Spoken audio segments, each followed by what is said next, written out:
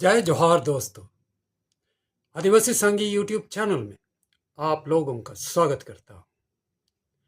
आदिवासी संघी YouTube channel को subscribe कर लीजिए और बेल आइकॉन को भी बजा दीजिए ताकि मेरी वीडियो आप लोगों तक तुरंत पहुंच सके। आदिवासियों के हितैषी कौन है, जेएमएम या बीजेपी? यह देखना बहुत जरूरी है और इसी के बारे में आज की वीडियो में हम चर्चा करेंगे। झारखंड के आदिवासियों के हितैषी कौन है, जेएमएम, झारखंड मुक्ति मोर्चा या BJP, Bharatiya Janata party? Bharatiya Janata party के पास इस समय हिंदू धर्म को बचाने के सिवा और दूसरा कोई मुद्दा नहीं है और साथ ही बांग्लादेशी घुसपैठियों को निकालने की बात लेकर जो मुद्दा उन्होंने बनाया है, घोषणा पत्र में लिखा है, वही सबसे बड़ा मुद्दा है।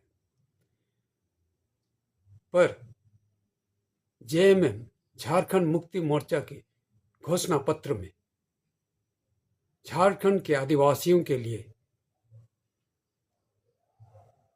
सीएनटी एक्ट को बचाना, एसपीटी एक्ट को बचाना, पूरे झारखंड में आदिवासियों के लिए जो नियम लागू हैं उनको बचाना और साथ ही आदिवासियों के धर्म सरना धर्म को बचाना, ये है झारखंड मुक्ति मोर्चा के घोषणा पत्र में लिखा हुआ वादा, जो झारखंड के आदिवासियों के लिए बेहद जरूरी है। झारखंड एक आदिवासी बहुल राज्य है। झारखंड के कुल आबादी का 28% आदिवासी आबादी है और इसलिए झारखंड को आदिवासी बहुल राज्य कहा जाता है। आदिवासी बहुल राज्य में आदिवासियों के संवैधानिक अधिकार प्राप्त हैं। उन्हें अपने रीति रिवाज, धर्म, संस्कृति और जल जंगल जमीन पर उनका जो अधिकार है संवैधानिक तौर पर उन्हें दिया गया है, वह बरकरार रखने के लिए कौन पार्टी ज्यादा काम कर रही है, जेएमएम या बीजेपी? जहां तक हम देखते हैं, बीजेपी आदिवासियों के हितों के लिए काम नहीं करते। आदिवासियों के सीएनटी एक्ट, एसपीटी एक्ट और सरना धर्म को कुचलकर खत्म करने की कोशिश कर रहा है। मगर जेएमएम, झारखंड मुक्ति मोर्चा, आदिवासियों के इन संवैधानिक अधिकारों को बचाए रखने के लिए पूरी कोशिश में लगी हुई है। जेएमएम की सरकार हेमंत सोरेन के अगुवाई में झारखंड के विधानसभा में सरना धर्म कोड आदिवासियों को देने के लिए मांग कर चुकी है और विधानसभा में प्रस्ताव पारित कर केंद्र को इससे मंजूरी देने के लिए भेज चुका है। इसके साथ ही सीएनटी एक्ट पूरी तरह लागू करने की उन्होंने तय कर लिया है। एसपीटी एक्ट को भी पूरी तरह लागू करने की तय कर चुके हैं। इसके साथ साथ आदिवासियों के जल जंगल और जमीन को बचाने के लिए जेएमएम पूरी तौर पर जिम्मेवार कदम आगे बढ़ा चुकी है।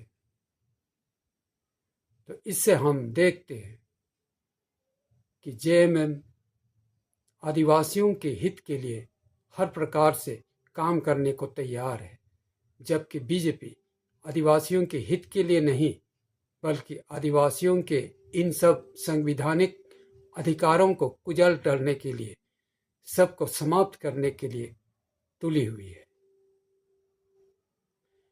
इससे ये पूर्ण तरह से साबित होता है कि बीजेपी आदिवासियों की हितैषी नहीं है। आदिवासियों के जो जल, जंगल और जमीन का अधिकार उन्हें मिला है संवैधानिक तौर पर CNT एक्ट और SPT एक्ट के द्वारा, उसको खत्म करना चाहती है और झारखंड को हिंदू राज्य बनाने की कोशिश कर रहा है, जो ब्राह्मणों के द्वारा चलाया जाएगा। बीजेपी ब्राह्मणों का पार्टी है और RSS इसका मुख्य है। RSS ही आदिवासियों को वनवासी कहता है।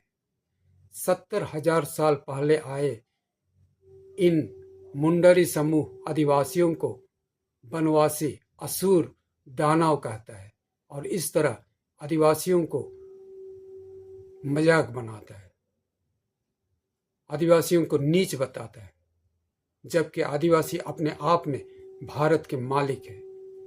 70,000 साल पहले आकर उन्होंने देश को जो दिया है, देश का कुछ भी नहीं बिगाड़ा है।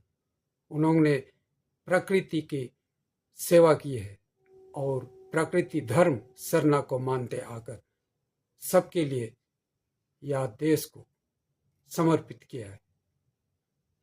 ऐसे आदिवासियों को बीजेपी कुचल डालना चाहती है और उनके घोषणा पत्र से यही पता चलता है कि वे आदिवासियों के लिए कुछ भी नहीं करेंगे, बल्कि आदिवासियों के हर संवैधानिक अधिकार को समाप्त करने की कोशिश कर रहे हैं। भारत के प्रधानमंत्री मोदी रोटी बेटी की बात पर आ गई। बेटी ले लेंगे या कोई बात नहीं होता। झारखंड की बेटियां इतने सस्ता नहीं है कि कोई भी उन्हें ले ले। असम के मुख्यमंत्री हिमंत बिस्वा शर्मा भी आदिवासियों के बीच में जाकर कहता है कि झारखंड को हिंदू राज्य बनाना चाहिए और हिंदू संस्कृति यहाँ होना चाहिए, जबकि उन्हें अच्छी तरह पता है कि आदिवासी हिंदू नहीं है और वे अपने धर्म सरना को मानते हैं और आदिवासियों का अपना रीति नीति, रिवाज और संस्कृति है, फिर भी उनको दरकिनार करके वह हिंदू धर्म को थोपना चाहते हैं। इससे भी पता चलता है कि हिमंत बिस्वा शर्मा किस प्रकार आदिवासियों को कुचलने के काम कर रहे हैं। वही हिमंत बिस्वा शर्मा असम के आदिवासियों को ST का दर्जा देना नहीं चाहता, उनको शिक्षित नहीं बनाना चाहता, उनको अच्छी नौकरी नहीं देना चाहता। वह झारखंड के लिए क्या देगा। उधर JMM अपने मैनिफेस्टो में बताते हैं कि आदिवासियों के जो भी संवैधानिक अधिकार है उनको वे बरकरार रखेंगे, उनको कभी समाप्त होने नहीं देंगे। और यही है आदिवासियों की इच्छा, अभिलाषा। इससे हमें पता चलता है कि JMM आदिवासियों के हितैषी है और बीजेपी आदिवासियों के दुश्मन है। आप लोगों का राय क्या है? कमेंट में जरूर बताइए। वीडियो अगर अच्छा लगे तो लाइक करना, शेयर करना और कमेंट जरूर करना। अगले वीडियो में फिर मिलेंगे। तब तक के लिए आप लोगों को जोहार।